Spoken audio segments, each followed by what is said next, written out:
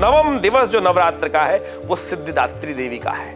सिद्धिदात्री देवी जो है संपूर्ण, जैसा उनका नाम है, समस्त मनोरथों को सिद्ध करने वाली, अणिमा, गणिमा, महिमा, लगिमा, इन सब की सिद्धियों को देने वाली मां भगवती है। इस संसार में समस्त प्रकार के मनोरथों को सिद्ध करने वाली भगवती है। समस्त देवतागण इनके श्री चरणों में इनको नमन कर कर वहीं उपस्थित रहते हैं। कौन है यह भगवती? प्रश्न उठता है, कौन है भगवती? शास्त्र में दुर्गा सप्तशती के 2 अध्याय में एक कथा आती है। जब इस संसार में समस्त प्रकार से महिषासुर नाम के राक्षस ने अपनी संपूर्ण इस सृष्टि पर आधिपत्य स्थापित कर लिया था, कोई और रास्ता नहीं बच रहा था, तब कहा जाता है कि देवता इत्यादि समस्त जो शक्तियां थी, त्रिलोकी की समस्त शक्तियां जो थी, वो एक आकाश मार्ग में उपस्थित हुई और चिंतन कर रही थी कि इसका मार्ग कैसे निकले, कैसे हम विचार इन सबसे विजय प्राप्त करेंगे। तब कहा जाता है कि जब सब मंत्रणा कर रहे थे तो उन सबके शरीर से एक तेज निकला और आकाश में एक प्रकाशमय पुंज में स्त्री रूप में वो परिवर्तित होता चला गया। भगवान विष्णु के शरीर से, शिव के शरीर से, ब्रह्मा के शरीर से, इंद्र के शरीर से, सबके शरीर से एक तेज निकला, बुद्धि से, विचार से एक तेज निकला और वो आकाश में आच्छादित हो गया और एक स्वरूप ले लिया स्त्री का। तब देवताओं ने पूछा, एकदम सबके मुख से निकला, काशी त्वम महादेवी थी, और उस स्वरूप ने बोला, सा ब्रवीति अहम ब्रह्म स्वरूपिणी मत्तः प्रति पुरुषात्मकम जगत शून्यम चाह अहम आनंदा आनंदौ अहम विज्ञान विज्ञाने अहम ब्रह्माणि वेदितव्यम पंचभूतानि अहम पंचभूतानि अहम अखिलम जगत वेदोहम अवेदोहम विद्याम अविद्याहम अजाहम अनजाहम अधोश्चोरम त्वचुर्जाम रुद्रभिः सुविश्चरामि अहम आदित्य विश्वदेव मित्र वर्णाम विवरामि अहम इंद्राग्नि अहम अश्विना वेव अहम समतुष्टारम पूषणम भगम दधामि। इस प्रकार से वर्णित किया गया, जिसका नाम है दिव्य अथर्वशीर्ष। मां भगवती के द्वारा ये बड़ा सुंदर आख्यान उपस्थित किया जाता है कि संसार में क्या हूं मैं।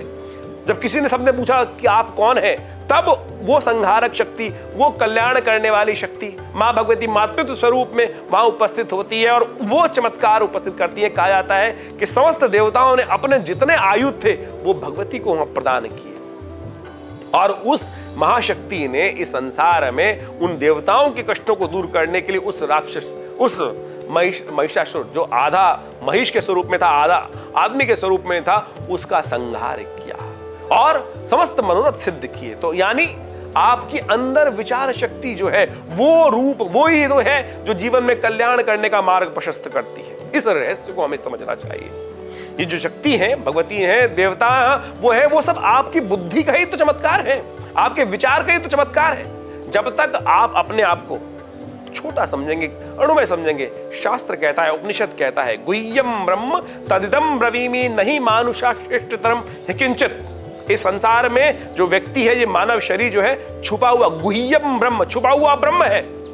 गुह्यम ब्रह्म तदिदम ब्रवीमि नहीं मानुषा श्रेष्ठतरम। इस मनुष्य श्रेष्ठ इस संसार में कुछ नहीं है। आप अपने आप को एक छोटा सा बहुत मोहरा समझ के बैठे हैं। कोशिश ये करें उस परमात्मा के अंश, उप परमात्मा से के बराबर नहीं तो उससे कम भी नहीं है आप।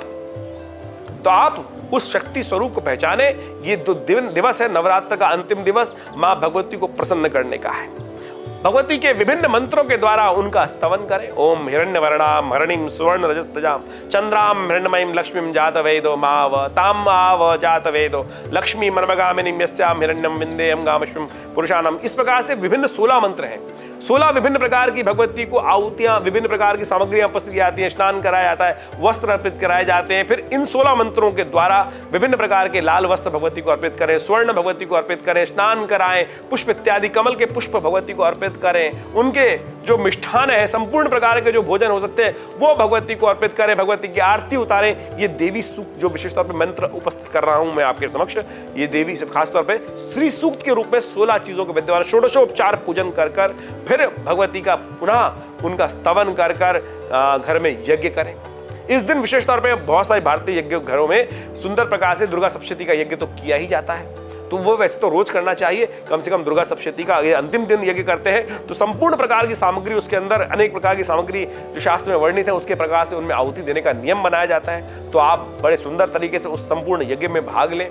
और हमने विवेकानंद योगाश्रम में सुंदर बड़ा यज्ञ आयोजन किया ही है, सहस्त्र चंडी यज्ञ का, आप उसमें भी भाग ले सकते हैं। उस दिन कन्या रूप में विशेष तौर पे कन्याओं का पूजन किया जाता है। 9 कन्याओं का पूजन करके उनका आशीर्वाद लें, उनको वस्त्र इत्यादि, उनको भोजन इत्यादि कराएं, वस्त्र दें विशेष तौर पर, और दक्षिणा इत्यादि दें, उनका पूजन करें साक्षात भगवती के स्वरूप में, उनके चरण धोकर, उनको बिठाकर, स्नान कराकर, विशेष तौर पे उनको पूजन कराने के वास्ते उनके पैर चरण धोकर, उनका स्तवन कर फिर उनका पूजन कर उनको भोजन कराएं और उनका आशीर्वाद ग्रहण करें। भगवती का ये दिव्य स्वरूप जो है, नवरात्र जो है समस्त प्रकार के कल्याण करने वाले हैं, मनोरथ सिद्ध करने वाले हैं। ये मंत्र जो है संपूर्ण चमत्कार उपस्थित करते हैं। एक मंत्र मैं आपको बता देता हूं विशेष तौर पर, जो दुर्गा सप्तशती है, भगवती ने स्वयं अपने मुख से कहा है 12वें अध्याय के अंदर, सर्वा बाधा विनिर्मुक्तो धनधान्य सुतान्विता मनुष्यो मत प्रसादेन भविष्यति न संशय। ये दुर्गा सप्तशती के 12वें अध्याय में भगवती ने स्वयं कहा है, सर्वा बाधा, समस्त बाधाओं से मुक्ति हो जाती है, धन धान्य सुतान्विता, धन धान्य, पैसा, संपदा इत्यादि, संतान इत्यादि समस्त प्रकार से आपको प्राप्त हो जाती हैं, और इसको होने भविष्यति न संशय, इसको पूरा होने में कोई संशय नहीं है। जो इस प्रकार से मां भगवती की आराधना करेंगे